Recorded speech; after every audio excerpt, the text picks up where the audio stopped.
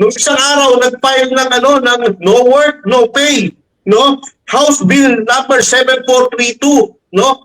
Kung saan sinasabi sa kanyang proposal na batas na kapag ang isang mambabatas ay hindi pumasok o walang acceptable reason, no? Kung bakit absent, no, dapat hindi magsweldo. Anong masasabi niyo diyan? Ay, unfair naman kay Bato yun. Ito lang yung sinasakop dyan eh. Sino pa rin kasi kapag sinabi mong Congress, dalawa yan, di ba? House of Representatives and Senado. Parang ang sakop lang nitong proposed bill na to, o proposed ni Sandro Marcos, House of Representatives. Pero tama yan eh. Kasi ang dami Hindi pa kasama yung Senado dun? Alam ko kasama sa proposal. Pero kasi pag sinabi mong Congress, sakop ang Senado.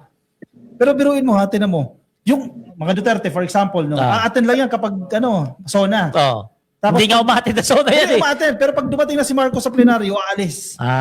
Committee hearings, hindi magsisipasok. Pero buo pa rin yung sahod. Parang si Bato, magkano isang buwan ang tinatanggap? 5 million pesos. 5 million? Allowances, pasahod niya sa mga tao, mga Tapos, benepisyo. nagtatago-tago lang? Tapos hindi siya pumapasok. Approve sa mga DDS yan. Approve. Siyempre. Approve yan, di ba? Eh, Approve. syempre, Basta yung mga katangahan, approve yan sa kanila. Di ba? Pero etong ginawa ni Sandro Marcos, yung vlog ko, ayun, 6 million views na yung picture na pinost ko kagahapon. Viral. Oo, yung dalawa sa Lanipulong na no work, no pay na tayo 6 million. Gulat nga ako. Hindi kumita ka na naman. Picture yun, malit yung kita ron kahit 6 million yun. Pero ang ano ron, ibig sabihin doon, pabor yung mga tao doon sa no work, no pay sa mga congressman. Kasi syempre nga naman, yung mga ordinaryong Pilipino na mga minimum yung sahod, magkano ba minimum ngayon? 800? 700 something. 700, oh. Kapag hindi pumasok yan, yung 700, yun mawawala sa kanila. Correct. Pangkain na nila yun, pang matrikula na, pambaon na ng mga anak nila. Sa isang araw na hindi sila pumasok, mawawala yun. Pero sa mga kongresista, nabihira lang pumasok, pa-travel-travel lang, may sahod. Di ba? Unfair naman talaga yun. Kaya itong si Sandro Marcos, ramdam niya talaga yung puso ng taong bayan. Kumbaga si Congressman Sandro Marcos, yung sapatos niya, nilalagay niya sa sapatos ng mga mahihirap eh. Ng ordinaryong Pilipino, nilalagay niya eh. Kahit na mayaman siya, pero alam niya, ramdam niya kung ano yung epekto ng no work, no pay. Kung sa mga mahihirap, no work, no pay, ganun din dapat sa kanila mga kongresista. At yan ang ginagawa niya. Malabang yung ilang babatas yan, hindi na tatakbo. Kasi una, natanggal na yung mga korupsyon nila sa sa mga flood control, sa mga projects eh. Tapos ito pa, pala-absent pa. Yung iba dyan pag nagbukas lang ng Congress doon lang papasok eh. Tapos kung magsasara ng Congress, doon lang papasok. Kapal na mukha, no? Kapal talaga na mukha. Grabe. Sobrang kapal na mukha. Kaya comment nyo nga dyan mga kababayan dyan sa comment section pabor ba kayo sa ginawa ni Sandro Marcos na no work, no pay ang mga congressman o dapat hindi kasi nakakahiya naman sa kanila? Ako na unang magko-comment, no? Kasi alam nyo, mga kababayan, yung mga minimum wage earners, no? Minimum wage earners, lahat ng pwedeng ibawas sa kanila, binabawas. Kaya ang konti na lang na natatanggap, kakarampot na lang, no? Yung maliit ng konti, ibabawas. Pag-absent, ibabawas. Kasi nga no work, no pay ang karamihan sa minimum wage earners eh. Pero itong mga mambabatas natin hindi pumapasok, ang laki ng mga kinikita, ang daming mga benepisyo. Kaya to paraphrase yung sinabi ni Manuel Quezon before, dapat he who has more in life should have less in law. Dapat ganyan na tayo. No? Kung sino yung mas may kaya, dapat less ang batas na nagpapabor sa kanila. Dapat ganun na tayo. No? Yun lang ang aking punto tungkol dyan. At ang maganda pa dito, binasa ko kasi yung proposed bill ni Sandro Marcos, no? Parte ng transparency, ipapublish yung attendance ng mga mambabatas. Ako napapahiya sila dyan. Talaga, alam mo, Pulong Duterte, o top 1. Pulong, 3 pinasok, 85 ang absent. Di ba? Maganda yan. Tapos headline lahat yan. Sana isama doon sa batas, no? O top stories ng mga major o mainstream newscast, no? Attendance sa mga politiko. Para tamaan man lang sila. Kasi bakit ba sila nandiyan dyan? Kasi representative sila. Ibig sabihin, kinatawan sila ng distrito na nire-represent nila. Karamihan dyan, mga ordinaryong Pilipino. Dapat ordinaryo kasi representative ka nga. Etong si Sandro Marcos, talagang future president natin to, no? Kung mag-isip eh. Kakaiba diba? mag-isip. In fairness, talagang may malasakit sa Pilipino, kaya hindi mo masisi kung kung ang tawag sa kanya future president. Yung masisisi yung mga Baliktad. tao. Kasi Baliktad. Yam. Hindi lang yan, ha? Meron pang sinunod na batas ngayong araw na to. Ano ba yun? Alam niyo na ba yun? Alin yan? Yung House Bill number 7743 na pinapabuwag niya na yung travel tax. Travel Ay, tax. pabor yan kay Pusit. Maganda yan. Yung pumunta ni Pulong Duterte nila sa 17, magiging 34 na. Kasi wala na. Ba't ano ba yan, Yam? I-elaborate mo nga, Yam. Ano ba yan? Elaborate. Pabor sa mga Duterte ng travel, no? Pero basically, ang gusto ni Congressman Sandro Marcos, dumami ang Pilipinong can afford na mag-travel. No, by reducing yung travel, yung fare nila, no, sa kunyari sa eroplano, no? Dahil ang isang tao na nagka-travel, ang tax niya for first class is 2,700. Kung economy naman is 1,620. At kung isang pamilya na 4 kayo, 6,480 pesos. Kaya yung amounts na yan, kung matitipid ng taong bayan, malaking bagay yun. No? Malaking bagay yun. Pwedeng gamitin nila yan sa ibang bagay or pwedeng makapagplano na sila sa mga susunod na travel nila dahil mas mababa na yung kanilang babayaran sa travel fare nila. So, napakaganda ng iniisip ni Kong Sandro. At yung dalawang batas pa lang na finale niya, no? Talagang magkakaroon ng magandang epekto yan sa taong bayan at palagay ko talagang matutuwa, no, ang ating mga kababayan kapag ipasa yung dalawang batas na yan, na lalo na itong travel tax na parami ng ang mga Pilipino na sasanay na mag-travel. At yung mga dating hindi nagta-travel, magkakaroon na sila ng opportunity para mag-travel. Yun, ganun lang yun. Feeling ko this year may isasabatas yan eh. Kasi ang Senado, meron na silang version yan eh. Ah. Diyan naman nagtatagal eh kapag wala pang version ng isang miyembro, no, ng either Senate or House of Representatives, wala pang version. Ang pinupunto din kasi ni Sandro Marcos, parang nilalabag niya yung nasa konstitusyon natin na karapatan magbiyahe. Di ba? And yung mobility, nire-restrict niya yung mobility. At ang comparison pa sa ASEAN, sa Association of Southeast Asian Nations, tayo ang isa sa may pinakamahal na magbiyahe. Diba? Paano mo naman maiinganyo yung mga kababayan natin o paano mo maisusulong yung karapatan nila magbiyahe kung gigipitin mo sila sa napakalaking halaga? Yung 1,620 no, para sa economy class eh, malaking bagay na yan. Kung papatama yung sinasabi ni Sir Yayam, kung pamilya pa kayo, yan laking bagay niyan. So, napakaganda rin itong version na ito, itong panukala ni Sandro Marcos. And I think this year, isasabatas po yan. Last mo na ba yan, Yam? Last na? Last na yun. Last na. Basta tayo comment. Sige, Lex. Buton mo na, Lex. Si Ma'am Zenaida Amistad Ogawara, no? Unahin muna ang mga Pinoy na makatravel para makita din ng Pinoy kung ano ang business na pwedeng palaguin sa bawat lugar. At sana good manners and right conduct o GMRC din. Huwag kalimutan na balasubas ang ugali ng feeling above naman po. Correct.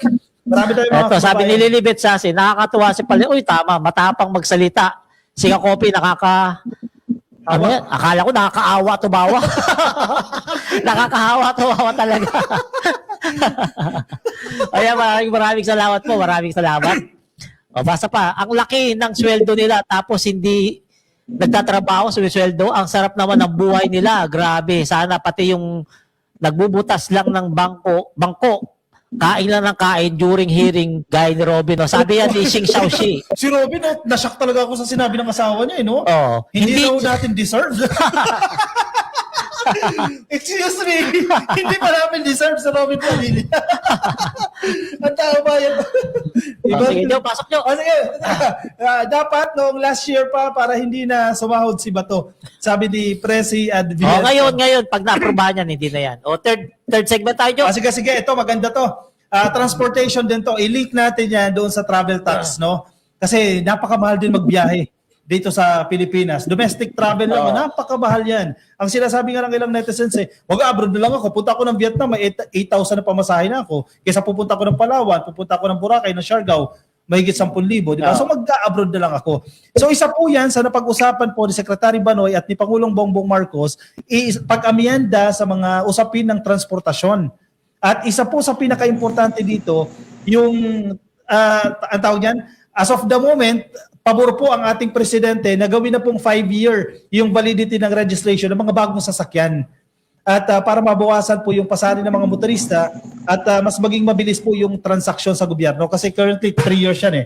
Di ba? So, pag magiging 5 years na yan, ibig sabihin, mababawasan, mamimenos yung gastos ng ating mga kababayan sa pagpaparehistro ng kanilang sasakyan. At the same time, kukunti yung tao para mag-avail ng transaction na yon. Oo, ay grabe. Good job dito si Secretary Banoy Lopez at naiisip niya to na imukay kay PBBM. Kasi sa totoo lang sobrang traffic rito sa atin. Napakarami ng tao nung may sasakyan.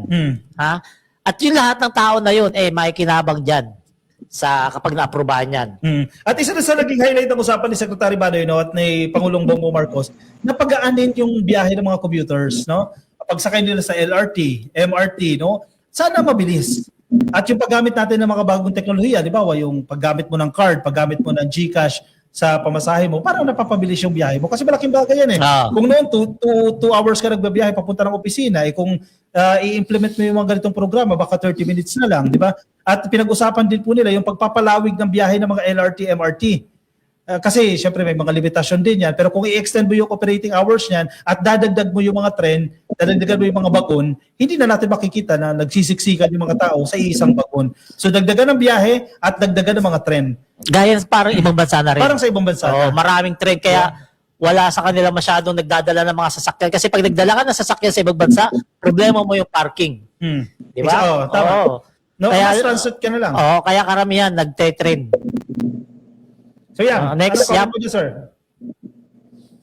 Itong si Secretary Banoy, napapabilig din ako yan. Nakasama natin sa biyahe natin ng 2 araw yan, no? At nakita natin kung gaano ka-dynamic at ka-aggressive din na si Secretary Banoy na tumulong sa mga taong bayan, no? Meron parang si Secretary Vince Dizon din, no? Although medyo low profile siya dahil mahihain at dahil siguro sa pagiging abogado, pero ang bilis din umaksyon sa mga problema ng taong bayan, no? Nakita natin 'yan sa mga pakikisalamuhan niya sa taong bayan no past 2 days na nag-travel tayo sa Bicol, Samar at Leyte, Malerista. At ano din lumalabas siya ng opisina. Parang madalas ko na siya makita na nag-i-inspeksyon. At sinusubukan yung mismong nararanasan ng mga commuters. Kaya nakakapag-implement. Yun naman ang dapat. Ang problema kasi nasanay tayo sa mga opisyal na nagsusunog lang ng bangko Nagbubutas lang ng bangko sa kanilang mga opisina. Sa totoo lang, ito lang administrasyon lang ni PBB makakakita ka ng mga secretary na dinadanas nila yung experience ng mga ordinaryong Pilipino. Totoo. Isa pa. Si Secretary Estrella.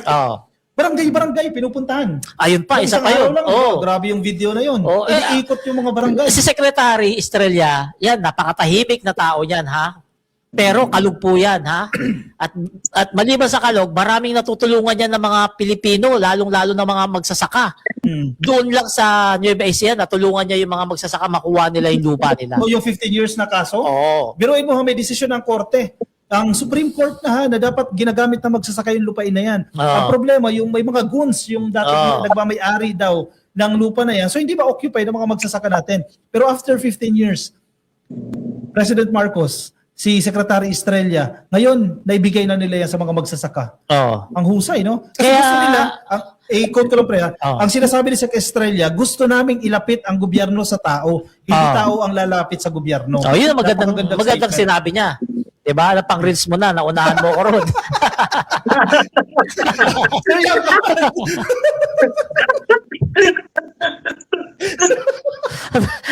Hindi ko makapag-reels siya, Naunahan ka, pare. Diba? Sige. Sige, baka may sasabihin ka. Hindi, naunahan mo na ako Ako nag-open ng topic na yan Ikaw kumuha ng reels Kasi, isa na pag-usapan po ni Sec Banoy at ni Pangulong Bongbong Marcos itong North-South Commuter Railway na partial operations na po mula Valenzuela hanggang Malolos next year sa 2027. At yung Malolos hanggang Clark bago po matapos yung kanyang administrasyon, ibig sabihin sa 2028. Magagamit na po natin itong North-South Commuter Railway. So, ibig sabihin, kapag nasa Valenzuela ako, pupunta ako sa Clark, pwede na lang ako mag-tren. By 2028, pwede na. Sa, May 2027? bago matapos yung administrasyon ni Oo, PBBM. pwede ka na, magte-trend ka na. Grabe, laking luwag na naman sa mga tao yan dyan sa dadaanan yan. Correct. Tapos kung ikaw yung taga-ano pa, halimbawa, taga-recto ka, o, di ba? Sakay ka ng MRT, o ang LRT. LRT ba tawag dyan? LRT. Yung dala sa Commonwealth? Oo. O palapit ka na sa Valenzuela. Oh, ganun? So, ang laki ng tipid mo. Di ba? Kasi ang pinaka-ideal dyan, i-connect eh. May subway pa tayo. Once naging operational na yung subway, i-connect na yan. Hanggang diretso na Ay, yan ang maganda sa airport. Di ba? Oo, yan ang pinakamaganda sa airport, may subway na. Lugi yung mga taxi na nananagla. Ay, dapat naman talaga. Alam mo, unti-unti, parang nagiging Singapore na yung Pilipinas dahil kay PBBM. Akala ko Davao. Saka na, Davao. Number 1 sa traffic, Davao. Ito, nagre-reels ako eh. Oh, tigno. Sa panahon ni PBBM, ha? Parang nagiging Singapore na, mala Singapore na ang Pilipinas. Kasi tingnan mo, sa Singapore, yung train nila ron, dugtong-dugtong. Kung pupunta ka sa isang probinsya, isang train lang sasakyan mo, lipat ka sa isang probinsya. Ganun na rin mangyayari rito sa atin. Kung taga Manila ka, o taga Makati ka, o sakay ka lang LRT, baba ka sa Monumento, sakay ka sa Valenzuela, papunta ng Clark. Di ba? Wala pinagkaiba. Kaya ngayon lang tayo nakakaranas ng ganyan. Si PBBM lang, ginagawa tayong Singapore. Di ba? Idagdag mo pa yung, ang ganda lang nito. Idagdag mo pa yung busway. Oo. Ang laking bagay ng busway na yan. Wala ka ng traffic, no? Ang pinaka-objective naman kasi nito, ang number one instruction ng presidente, maging commuter-focused yung transport policy natin. Ano mang policies ang gagawin, dapat makikinabang yung commuters. Hindi car-centric. Kasi may mga proposal na yon na yung bus lane natin, buksan sa pribadong sasakyan. Against po yan doon sa direktiba ng presidente na hindi dapat car-centric, kailangan commuter-centric yung ating policy. May dadagdag lang ako. Panapista, no? At itong 2026 budget natin, no, talagang sinadya ng Pangulong Bongbong Marcos na talagang ang mag-benefit ang taong bayan. Talagang nag-i-invest sa taong bayan. At alam nyo, may nakapuna ng mga foreign experts or foreign economic experts, no, na nakapuna niyan. Maganda daw itong ginawa na ang budget natin ay mapunta talaga sa benepisyo ng mga tao. Katulad din yung sinasabi ni Kapopi, no? Kung commuter-centric, no? Yan yung isa talaga na gustong gawin ng Pangulo, na lahat ng pwedeng ibigay sa ating mamayan, sa commuter, sa mga magsasaka, sa mga fisher folks, no? Sa lahat ng nasa bababang antas ng ating lipunan, sila dapat ang makinabang sa budget na to, no, sa budget na nilalaan ng Pangulo. Kaya maganda daw yun, no, dahil nag-i-invest tayo, no, sa kabutihan ng ating mga kababayan, no. Pero iba, international community, napapansin yung efforts ginagawa ng presidente. Last administration, napapansin tayo dahil sa patayan. Sa EJK tayo napapansin. Totoo yan. Kaya nakakulong ngayon.